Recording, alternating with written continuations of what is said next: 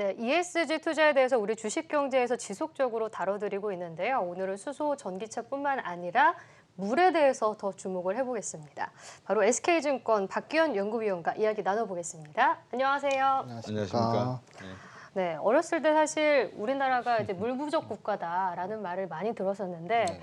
왜 물을 강조하는지 아직 좀 체감이 안 되거든요. 어떻게 봐야 될까요? 네, 우리나라 같은 경우에는 지하수 자원도 풍부할 뿐더러 또 이제 네. 강수량도 많은 편이기 때문에 그렇죠.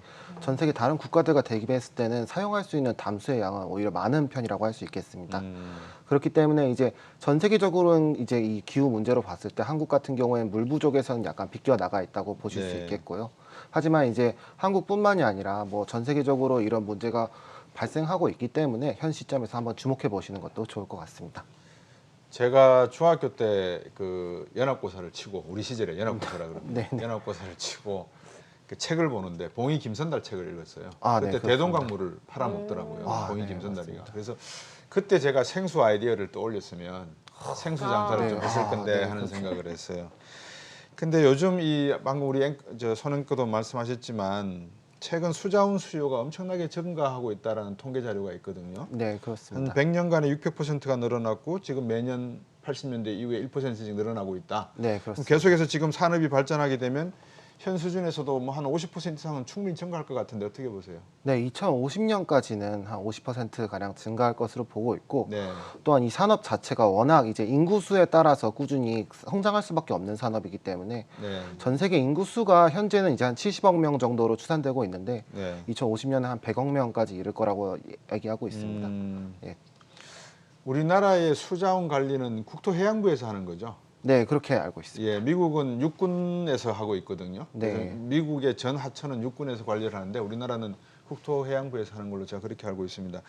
이게 이제 결국은 기후 변화의 이슈 아니겠습니까, 그죠? 네, 수자원 그렇습니다. 이슈가 어떻습니까? 요즘 우리가 흔히 이제 스콜성 소나기가 많이 온다 이런 이야기도 네. 하는데 네. 갈수록 더 그런 현상이 심해지지 않겠습니까, 그죠? 아, 네, 그게 안 그래도 제가 오늘 그걸 꼭 말씀드리고 싶었는데 네, 기후 변화가 발생하게 되면 가장 무서운 점이 물의 분포가 변화한다는 점입니다. 그렇겠군요. 네, 그 말인즉슨 사막화가 진행되고 있던 곳은 더 사막화가 심해지고 또 이제 스콜 같은 이제 비가 많이 내리던 곳은 더 네. 비가 많이 내리게 되는 거죠. 예, 근데 결과론적으로 봤을 때는 그렇게 물 분포가 불균형하게 되면은 네. 사람이 사용할 수 있게 되는 물은 오히려 감소한다 이렇게 말씀드릴 수 있겠습니다.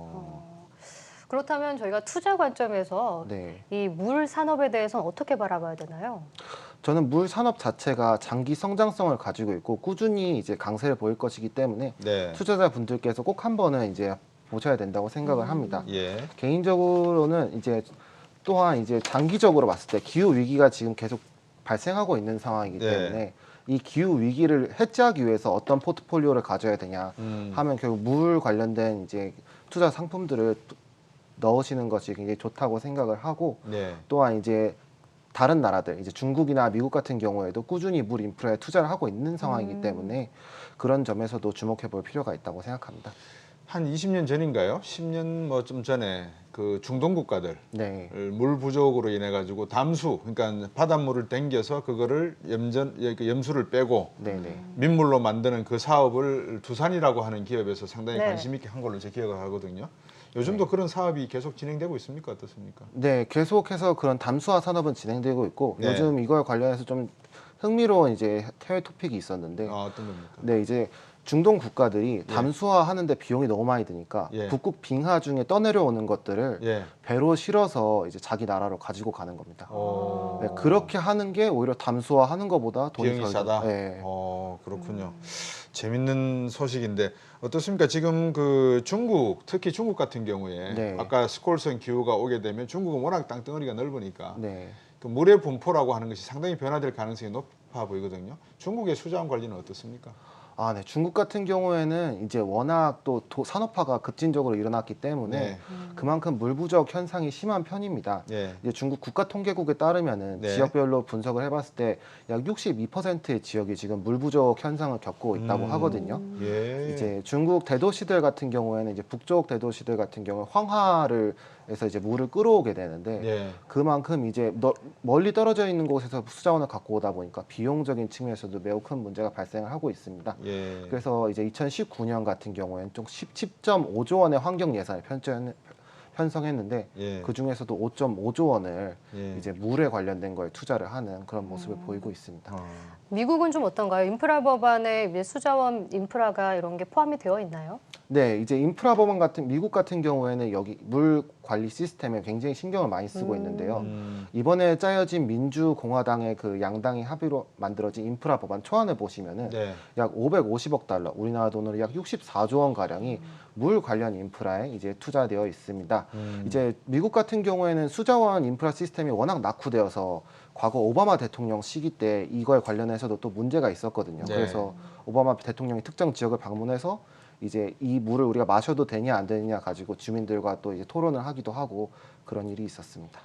그 미국에서 이제 살 때는 그 탭 워더라고 그럽니다. 그러니까 이제 바로 수돗물에서 이렇게 나오는 물을 우리가 네. 탭 워더 손으로 열어서 마시는 물이라고 하는데 바로 마셨거든요. 네. 큰 문제가 없다고 생각을 해서 우리나라도 한강 아리수 물도 그냥 마셔도 된다고 하는데 우리나라 물 관리도 뭐 충분히 가능하다고 봐야 되겠죠. 아, 네. 우리나라 같은 경우에는 물 관리에 있어서 좀 선진국이라고 할 수 있겠습니다. 인프라도 굉장히 발달한 편이고요. 또한 이제 여타 이제 유럽이나 이제 미국 같은 국가들과 비교했을 때도 유럽 같은 경우에 워낙 이제 석회수 물이다 보니까 그렇죠. 수질 자체가 좀 좋지 않죠. 예. 또 미국은 인프라를 깐 지가 너무 오래돼서 또 동파이프, 뭐 구리파이프 이런 식으로 해서 그렇겠네요. 굉장히 이제 낙후된 그런 시스템을 가지고 있습니다. 하지만 한국 같은 경우에는 또 이제 비교적 최근에 지었기 때문에 더 깔끔하다고 할 수 있겠죠. 네. 그럼 물을 투자할 때 또 투자자들이 알고 있어야 하는 그런 포인트가 있을까요?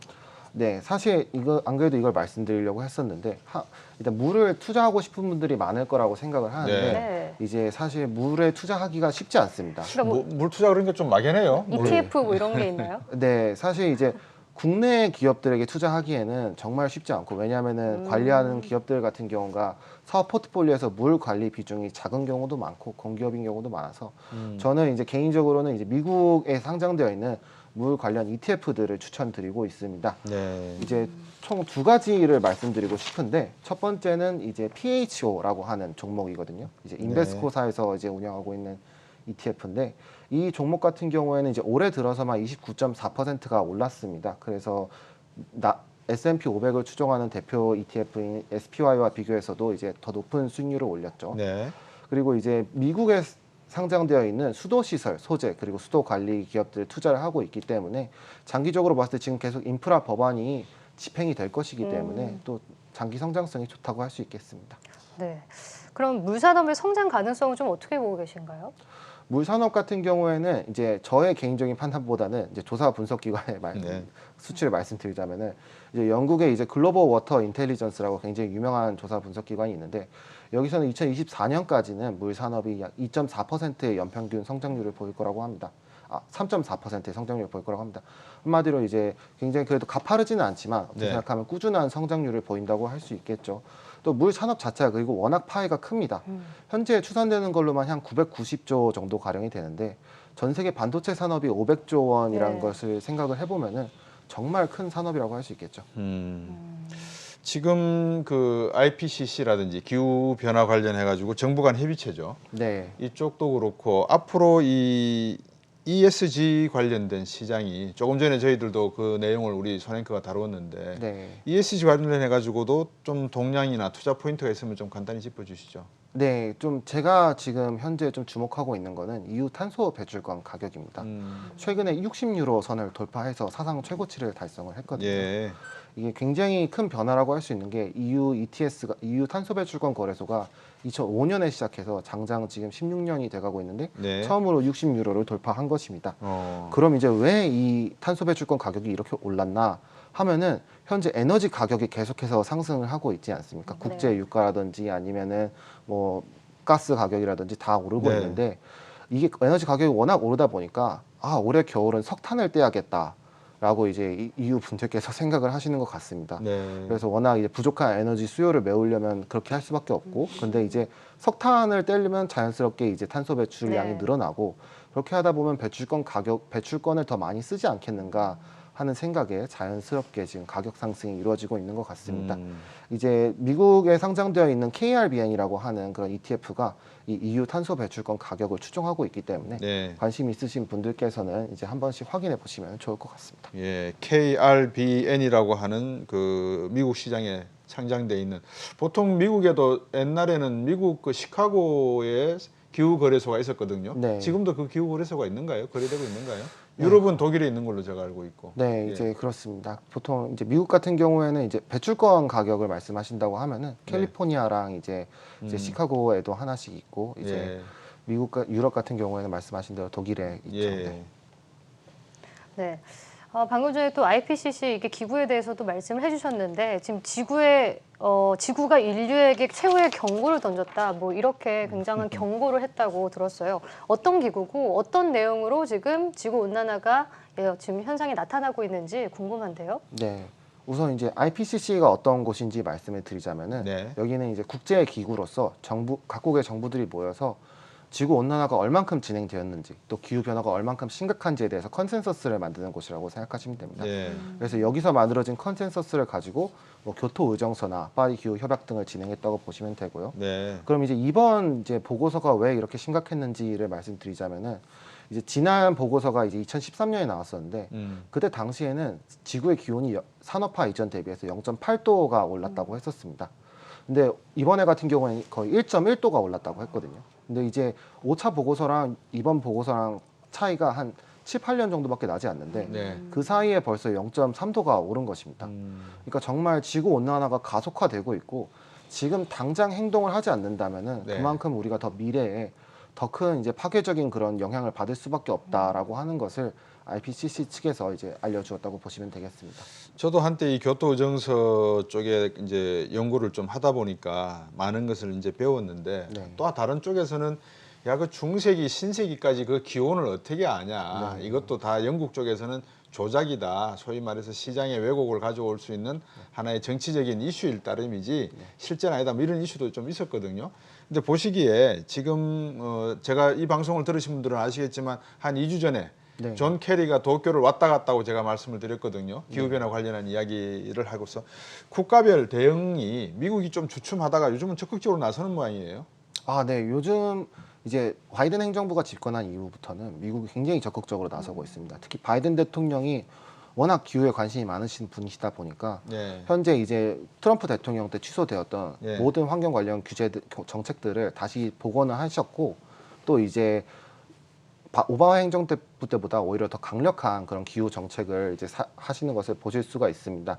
또한 이번 인프라 법안에도 재생에너지 관련된 항목들이 많이 포함되어 있어서 네. 향후 미국 내에서도 이게 굉장히 이제 투자가 많이 들어갈 것으로 보고 있습니다. 엘고 전 부통령은 지금 뭐 연세가 많으셔서 이 분야에 많이 안 나타나시죠? 아, 네, 너무 많이 예. 연세가 많으시죠. 그 앞에서 이제 유럽과 중국은 좀 미국은 말씀을 주셨는데 네. 중국이 좀 궁금해요. 왜냐 그러면 중국이 석탄 발전소가 엄청나게 많거든요. 아, 네, 그렇 맞습니다. 어떻습니까? 이 중국은 어떻게 관리할 겁니까? 전 세계 기구가. 아, 네. 중국이 그래도 안 그래도 본인들이 문제가 있다는 사실을 알고 있습니다. 이 네. 기후 관련해서 일단 글로벌 탄소 배출량 1등 국가이기 때문에 그럴 수밖에 없다고 생각하고 그래서 올해 같은 경우 중국이 처음으로 전국 단위 탄소 배출권 거래소를 도입을 하였습니다. 네. 이제 이거를 도입을 한다 만다를 가지고 굉장히 얘기가 많았었는데 드디어 뭐 도입을 한 것이고요. 그리고 이게 무슨 의미를 가지고 있냐 하면은 중국의 이제 이번 1기 배출권 거래에 참여하는 기업들은 네. 총 2,225개의 이제 발전 기업들입니다. 꼭 이제 석탄 발전 기업도 있고 다양한 발전 기업들이 들어가 있는데 네. 이제 이 기업들이 왜 들어가 있냐 하면은 결국에 이 기업들이 석탄 발전을 하고 중국 내에서 가장 많은 탄소를 배출하기 때문에 중국 정부에서 특단의 조치로 이들을 이제 배출권 거래에 포함시킨 것입니다. 때문에 이 기업들만 하더라도 전체 글로벌 배출량의 14%를 차지합니다. 그만큼 이제 심각하다고 할 수 있겠죠. 네. 또 석탄 발전소 관련해서 좀 더 말씀을 드리자면은 이제 중국 같은 경우에는 석탄이 비교적 싸거든요. 왜냐하면 이제 중국 내부에서 자체 생산이 가능하기 때문에 이를 통해서 중국 기업들을 굉장히 값싼 공업용 에너지를 꾸준히 공급을 해왔습니다. 네. 하지만은 이제 전기 가격이 이제 상승할 수밖에 없는 단계에 오에 따라서 현재 폴리실리콘 가격이라든지 전기에 굉장히 영향을 많이 받는 그런 원자재들이 지금 꾸준히 상승하고 있는 것을 보실 수가 있죠. 네. 그러니까 유럽, 미국, 중국 이렇게 계속해서 기후 정책들을 제시를 하고 있는데 우리나라는 좀 어떻습니까? 2050 탄소 중립 시나리오를 발표를 했잖아요. 네. 대응을 어떻게 하고 있죠? 네. 우리나라 같은 경우에는 여러 국가들 가운데서도 가장 발빠르게 이런 기후 변화에 대처하고 있다고 보시면 되겠습니다. 이제 우리나라에서 이제 2050 탄소 중립을 선언한 게 작년 10월인데 작년 12월에 구체적인 추진안을 내놓고 올해 5월에 탄소 중립 위원회라고 하는 기구를 발족시킨 다음에 그 기구를 통해서 올해 8월에 벌써 이제 탄소 중립 시나리오를 이제 만들어내게 되었습니다. 네. 이제 이번 8월에 발표된 시나리오 같은 경우에는 가안인데 이제 10월에 이제 정식 시나리오가 발표될 예정입니다. 하지만 이제 상당히 구체적인 수치들을 많이 제공을 해주어서 투자자들로 하여금 정말 정부가 뭐 수소 경제, 전기차 경제 이런 쪽으로 나아가려고 하는구나 하는 네. 그런 이제 의지를 좀 느끼게 해주었다고 보시면 되겠습니다. 다행스럽게 그런 미래 이야기가 나와서 좀 괜찮은데 기후 환경 변화하고 네. 이제 우리 한국경제 TV의 주식경제 코너에서는 네. 아무래도 이제 많은 투자하는 분들이 관심을 갖고 자 그렇다 그러면 결론 어디다 투자해야 돼? 투자 전략은 뭐야? 이거거든요. 어떻게 네. 보세요? 저는 이제 개별 기업들을 이제 어떻게 말씀드리려고 한 건 아니어서 좀 네. 준비가 좀 덜 돼 있어서 그 부분을 오늘은 좀 하고 예. 좀 산업적인 측면에서는 이제 저는 수소가 확실히 갈 거라고 생각을 합니다. 음. 왜 그렇게 갈 수밖에 없냐 하면은 지금 정부에서는 이제 수소 비중을 계속해서 계획 안에서 늘리고 있습니다. 네. 원래 한국 자체가 이제 수소에 관심이 많았었는데요. 그래서 2019년에 예. 수소 경제 로드맵이라고 하는 계획을 발표하면서 수소차를 얼만큼 도입을 하겠다. 그리고 뭐 수소로 어떤 것들을 하겠다 이런 것들을 벌써 말씀하셨었는데 올해 같은 경우에는 벌써 이 탄소 중립 시나리오에 2050년에는 우리가 사용하는 에너지의 20%가 수소에서 온다 이렇게 딱 결정을 내렸습니다. 그리고 또한 올해 4분기에 수소 경제 로드맵 2.0이 발표가 됩니다. 거기서는 보다 더 구체적이면서도 또 확장된 그런 수소 경제 계획을 발표를 하겠죠. 또한 우리나라뿐만이 아니라 옆에 있는 일본 같은 경우에도 지금 현재 수소 경제를 하기 위해서 상당히 노력을 많이 하고 있습니다. 아. 중국도 마찬가지고요. 따라서 이제 동북아 국가들이 계속해서 이렇게 시너지를 내고 있기 때문에 수소 경제가 앞으로 이제 강세를 보일 것 같다. 저는 이렇게 생각합니다. 그러니까 지금 수소경제 로드맵도 얘기를 해주셨지만 하반기에 또 정책 발표될 게 많다고 들었습니다. 그러니까 발표될 때 또 수소 관련주들이 움직일 수가 있거든요. 어떤 네. 점들을 좀 주목을 해봐야 될까요? 네. 저는 지금 방금 말씀드렸던 수소 경제 로드맵과 함께 주목하는 정책 발표가 두 가지가 있는데 첫 번째는 이제 한국형 녹색 분류 체계라고 하는 정책입니다. 이 정책 같은 경우에는 이제 정부에서 어떤 게 ESG고 어떤 게 녹색 산업인지 정해주는 그런 과정이라고 생각하시면 되겠습니다. 그래서 이제 이 산업에 포함되어 있는지 그리고 포함되어 있지 않은지에 따라서 이제 자금을 조달할 수 있는 능력이 달라진다고 보시면 되겠거든요. 그래서 이제 상당히 부분 중요한 정책이라고 생각하고 또 다른 정책은 수송 부문 미래차 전환 전략이라고 하는 정책을 또 발표할 예정입니다. 이제 말씀하셨다시피 이제 수소 경제로 가는 것은 이제 자명한 사실이고 또 이제 현대차라고 하든지 우리나라 기업들이 지금 수소차 발전에 있어서 개발에 있어서 상당 부분 노력을 하고 있습니다.